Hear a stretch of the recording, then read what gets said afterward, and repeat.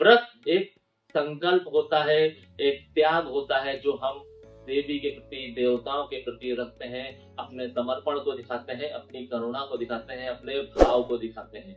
लेकिन इसका मतलब ये नहीं है कि जो व्यक्ति व्रत नहीं रखते हैं उनके मन में करुणा नहीं होती है, भाव नहीं होता है, दया नहीं होती है और वो देवी देवता के प्रति समर्पित नहीं हो सकते हैं। अगर आप सही पूजा विधि से, जो भी मैं बता रहा हूँ, इस विधि से भी अगर आप पूजा करेंगे तो ये मेरा 100% दावा है कि आपको व्रत के बराबर या फिर उससे भी ज्यादा फल देवी आपको देती नजर आएंगी। और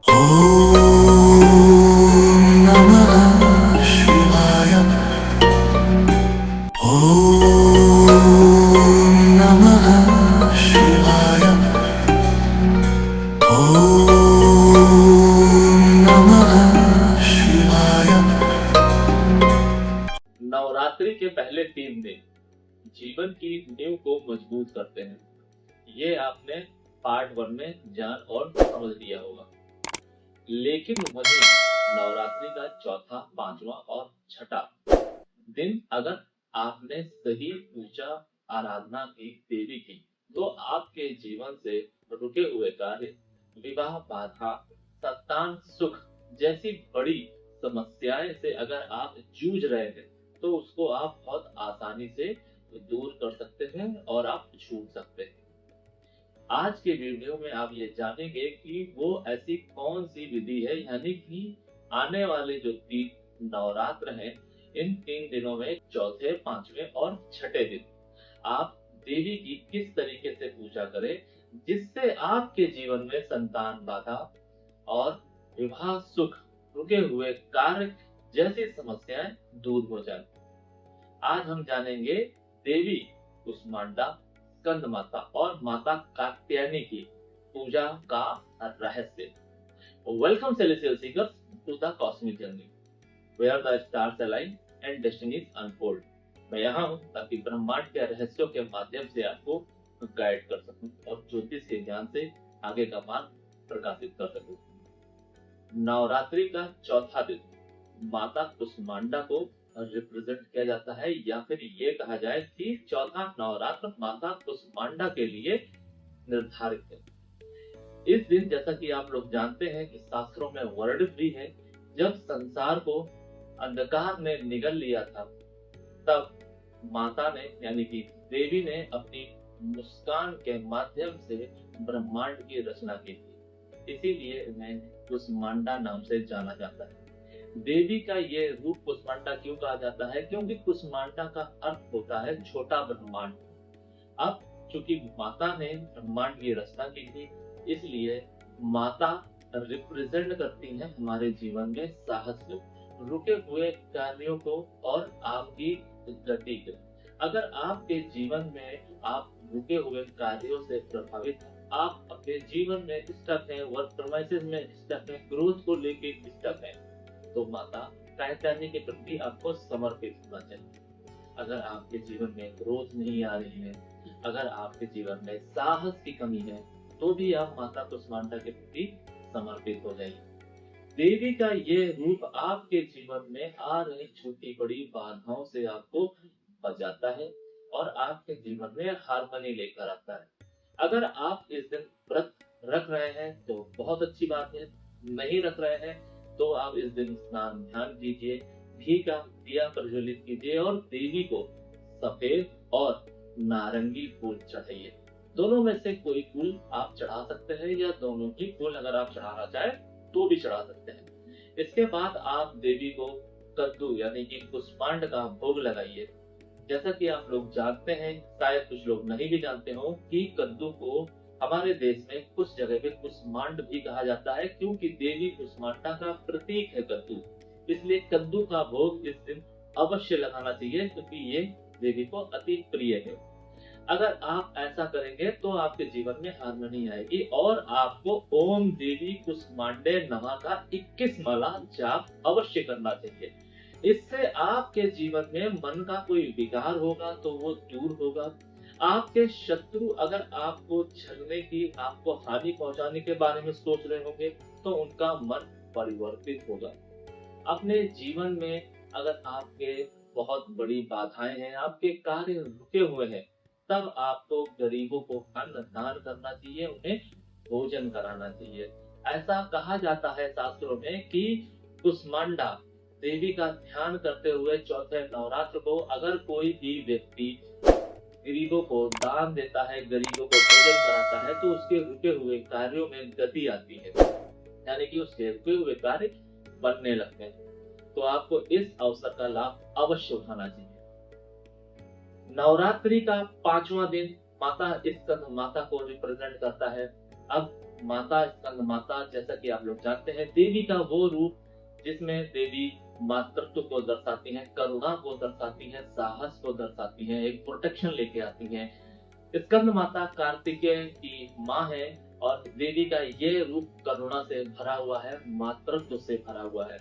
जिन भी जातक जातिकाओं के जीवन में संतान से रिलेटेड कोई दिक्कत चल रही है, संतान हो नहीं रही है, या संतान की वजह से घर में अशांति है, या आप संतान के भविष्य को लेकर चिंतित हैं, समस्या संतान से रिलेटेड आपके जीवन में कोई भी हो सकती है।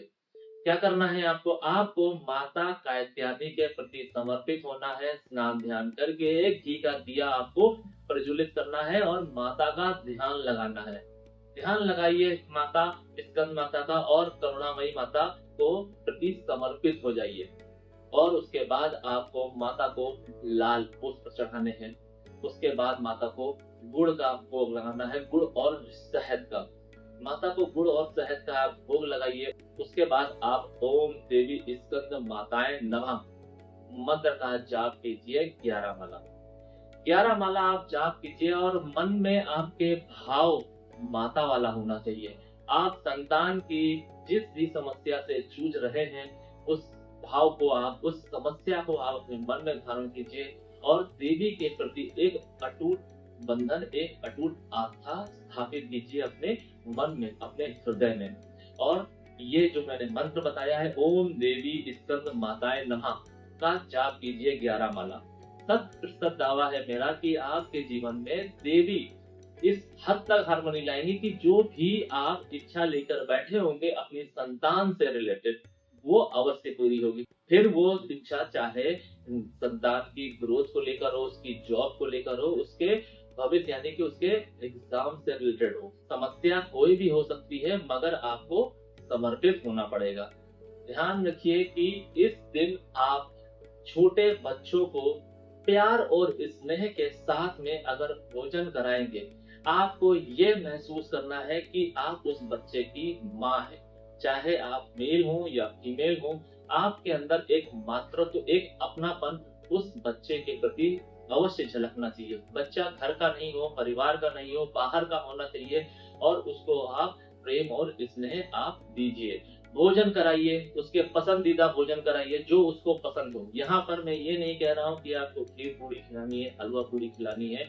आप अपने हाथ से बनाकर उसको प्रेम से जो खिला सकते हैं खिलाइए। उसके बाद उससे पूछिए उसके मनपसंद भोजन में क्या है, जो भी है उसको दिलाइए, साथ में कुछ दक्षिणा दीजिए।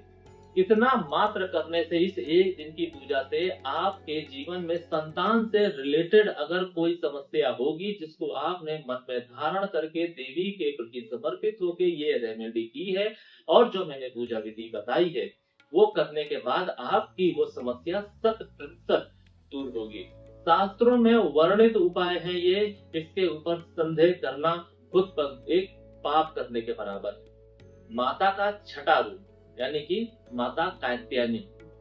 माता कात्यायनी के बारे में शास्त्रों में वर्णित है कि देवताओं के प्रार्थना करने पर ऋषि कात्यायन के आश्रम में देवी प्रकट हुई थी, जिस वजह से उनका नाम देवी कात्यायनी पड़ा। देवी कात्यायनी रक्षा के लिए जानी जाती है, साहस के लिए जानी जाती है। विवाह से संबंधित अगर आपके जीवन में कोई भी समस्या है तो उसके लिए आप देवी कात्यायनी को पूज सकते हैं, उनको भज सकते हैं। ध्यान रखिए कि देवी साहस का प्रतीक है, देवी के प्रति आपको समर्पित होना है और इस दिन आपको कोई एक अच्छा पॉजिटिव डिसीजन लेना है। अगर आप अपने जीवन में किसी दुविधा से जूझ रहे हैं, आपके जीवन में कोई एक ऐसा निर्णय है जो आप नहीं लेना चाहते हैं, तो इस दिन आप अपने मन में, अपने हृदय में देवी को धारण करके जो भी डिसीजन लेंगे, वो डिसीजन भले समाज के विरुद्ध जाए, लेकिन आपके लिए वो डिसीजन, वो निर्णय 100% सही साबित होगा। अब उसको सही साबित करने के लिए देवी क्या लीला रचती हैं, वो तो देवी ही जाने। ध्यान रखिए कि जिन भी जातक जातिकाओं के जीवन में विवाह से संबंधित कोई समस्या है, विवाह से संबंधित समस्या से हमारा तात्पर्य ये है कि अगर आपका विवाह नहीं हो रहा है, या आपकी संतान का विवाह नहीं हो रहा है, या आपकी संतान का विवाह हो चुका है और उसके विवाह संबंधों में कोई प्रॉब्लम आ रही है, या दाम्पत्य जीवन में कोई प्रॉब्लम आ रही है, तो इस दिन आप देवी कात्यायनी के प्रति पूर्णतया समर्पित हो जाइए। आपके एक समर्पण मात्र से आपके जीवन से विवाह संबंधी परेशानियां दूर हो जाएंगी। साहस से रिलेटेड अगर आपके जीवन में कोई दिक्कत आ रही है तो वो दूर हो जाएगी। आत्मविश्वास की अगर आपके जीवन में कमी है तो वो भी दूर हो जाएगी। क्या करना चाहिए आपको? आपको इस दिन घी का दिया प्रज्वलित करना है, पीले पुष्प चढ़ाते हैं और माता को केले का भोग लगाना है। यहाँ पर आपको कंफ्यूज होने की आवश्यकता नहीं है। केला और पीले पुष्प माता को आप चढ़ाएंगे। इसके साथ साथ आपको लाल पुष्प भी चढ़ाने चाहिए। अगर आप ये लाल पुष्प संध्या काल में चढ़ाते हैं तो अति उत्तम है। अगर आप संध्या कालीन पूजा नहीं कर सकते हैं तो आप प्रातः काल कर लीजिए। जो भी जातक जातिकाएं व्रत हैं उनके लिए तो आसान है, वो संध्या काल को आप देवी को लाल पुष्प बहुत आसानी से अर्पित कर सकते हैं और अनार का भोग भी दे सकते हैं संध्या कालीन। लेकिन अगर आप प्रातः काल ये पूजा कर रहे हैं तो आपको पीले पुष्प और केले का भोग माता को देना चाहिए और ओम देवी कात्यायनी नमः मंत्र का जाप करना चाहिए 23 माला। ये 23 माला जाप करने से आपके जीवन में साहस की जो भी कमी है वो पूर्ण हो जाएगी। आपके मन का विकार दूर होगा और आपके डिसीजन सही जाने लगेंगे। विवाह से संबंधित जो भी जातक जातिकाएं जूझ रहे हैं या विवाह नहीं हो रहा है तो इस दिन आपको कन्याओं को चुनरी का दान देना चाहिए। मन में ये भाव रखते हुए कि वो कन्या नहीं है, वो स्वयं माता कात्यायनी है और उसको उसी तरीके से आपको पूजना है जैसे माता कात्यायनी आपके सामने साक्षात प्रकट हो गई है। आपको उनका ऋणी रहना है और देवी को पूजना है। माता के इस तरीके से पूजा करने से आपकी समस्याएं खत्म होंगी और आपके जीवन में हार्मनी आएगी। चुनरी का दान आपको ऑड नंबर में देना है, यानी कि 3, 5, 7, 9, 11 इस क्रम में ही आपको ये चुनरी का दान देना है। या 3 कन्याओं को दीजिए, 5 को दीजिए, 7 को दीजिए, 9 को दीजिए या 11 को दीजिए। भाव वही रहेगा कि आपको हर कन्या को देवी समझना है, देवी तुल्य समझना है और उसके प्रति समर्पित हो जाना है। आपके इस भाव मात्र से आपके और आपके बच्चे के जीवन में अगर विवाह संबंधी कोई प्रॉब्लम आ रही होगी तो वो 100% दूर होगी। आपके द्वारा किया गया एक उपाय, आपके द्वारा किया गया एक एफर्ट, सही पूजा विधि से ही हमारे हिंदू धर्म में हर एक चीजें पाई जा सकती है। वहीं अगर आप खाना पूर्ति करते हैं, फिर आप चाहे पूरे नवरात्र के व्रत ही क्यों ना रहे, आपको जीवन में कुछ नहीं मिलेगा और आपके जीवन में प्रॉब्लम ही प्रॉब्लम आएगी। तो व्रत एक संकल्प होता है, एक त्याग होता है जो हम देवी के प्रति, देवताओं के प्रति रखते हैं। अपने समर्पण को दिखाते हैं, अपनी करुणा को दिखाते हैं, अपने भाव को दिखाते हैं। लेकिन इसका मतलब ये नहीं है कि जो व्यक्ति व्रत नहीं रखते हैं उनके मन में करुणा नहीं होती है, भाव नहीं होता है, दया नहीं होती है और वो देवी देवता के प्रति समर्पित नहीं हो सकते हैं। अगर आप सही पूजा विधि से, जो भी मैं बता रहा हूँ, इस विधि से भी अगर आप पूजा करेंगे तो ये मेरा 100% दावा है कि आपको व्रत के बराबर या फिर उससे भी ज्यादा फल देवी आपको देती नजर आएंगी। और जो मैं आपको बता रहा हूँ, देवी जिस भी चीज को दर्शाती है, रिप्रेजेंट करती है, उससे रिलेटेड आपके जीवन में अगर कोई समस्या चल रही है तो वो 100% अवश्य दूर होगी। आपके जीवन में नए मार्ग खुलेंगे। समस्याएं कोई भी हो, आपके जीवन की सारी समस्याएं इन्हीं 9 देवी के ऊपर बनाई गई हैं। या फिर ये समझ लीजिए कि ये सारी 9 की 9 देवियां आपके जीवन की सारी समस्याओं में समाई हुई हैं। आपकी हर एक समस्या को देवी का कोई ना कोई रूप हर लेगा। लेकिन वहीं अगर आपने गलत तरीके, गलत विधि, गलत भाव से किया तो देवी भले आपसे रूठे ना, लेकिन आपकी मनोकामना नहीं पूरी होगी। और जब आपकी मनोकामना नहीं पूरी होगी तो आपको लगेगा कि देवी आपसे रूठी हुई है। आप देखिए, आप झांकिए अपने आप में, क्या आपने अपने जीवन में उस दिन एक दिन डेडिकेट होकर देवी के प्रति समर्पित हो पाए। आप उनको एक दिन भाव नहीं दे पा रहे हैं और आप शिकायत देवी के प्रति कर रहे हैं। आपको ये समझना चाहिए, देवी का चौथा, पांचवा और छठा रूप हमारे जीवन में विवाह, संतान और साहस को दर्शाता है। इस दिन अगर आपने सही तरीके से पूजा विधि की तो आपके जीवन की दिशा बदल सकती है, आपके जीवन के महत्वपूर्ण पल, महत्वपूर्ण क्षेत्र बदल सकते हैं, आप अपने जीवन को एक नया आयाम दे सकते हैं। ये वो पूजा विधि है जो शास्त्र संबद्ध है, सरल है, कोई भी कॉम्प्लिकेटेड प्रोसेस नहीं है। अगर आप ये भी नहीं कर सकते हैं तो फिर आप ये मान के चलिए जो विधिवत शास्त्र संगत और भी बड़े अनुष्ठान है वो आप क्या कर पाएंगे। हमारा ये सत दावा है कि जो भी मैं आपको छोटे छोटे उपाय बता रहा हूँ, छोटी छोटी पूजा विधि बता रहा हूँ, ये करिए और आप मुझे बताइएगा कि अगली जो शारदीय नवरात्र है उसके आने से पहले आपके जीवन में हार्मनी आई या नहीं आई। और आप मुझे ये भी बताइएगा कि जिस भी प्रॉब्लम को आपने मन में धारण करके देवी के उस रूप को पूजा है और जो मैंने आपको रेमेडी बताई है, जो मैंने आपको संकल्प बताया है, वो लिया है, उसके बाद आपकी वो समस्या दूर हुई है कि नहीं हुई है। अगर हुई है तो आप देवी के प्रति समर्पित हो जाइए। मेरा आपको सही मार्ग दिखाना मेरा कर्तव्य है कि आजकल के लोग गलत पूजा विधि में इंडल्ज हो रखे हैं। लोग आते हैं और गलत सलत चीजें, इनकम्प्लीट प्रोसेस बताकर चले जाते हैं। आपको ये समझना चाहिए कि कॉम्प्लिकेटेड चीजें अगर आप जीवन में धारण करेंगे तो आपके जीवन में कॉम्प्लिकेशन ही आएंगे, ना कि हार्मनी आएगी।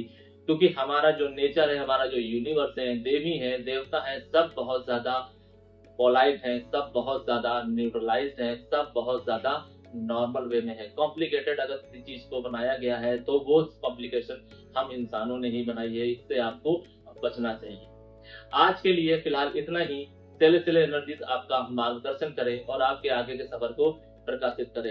नेक्स्ट वीडियो में हम बात करेंगे माता के अगले 3 रूप के बारे में और हम जानेंगे कि माता के अगले 3 रूप हमारे जीवन में क्या दर्शाते हैं, कौन सी वो समस्याएं हैं जिनको आप मन में धारण करके अपने जीवन में उसको दूर कर सकते हैं, देवी के प्रति समर्पित हो सकते हैं। अगर आपका कोई सवाल है तो आप हमसे बोल सकते हैं कमेंट के माध्यम से, या फिर आप सार्वजनिक नहीं करना चाहते हैं तो भी आप हमसे व्हाट्सएप के माध्यम से जुड़ सकते हैं, अपने सवाल को रख सकते हैं, अपनी समस्या को रख सकते हैं। अपनी कुंडली का एनालिसिस कराने के लिए आप हमसे अपॉइंटमेंट ले सकते हैं। शरण।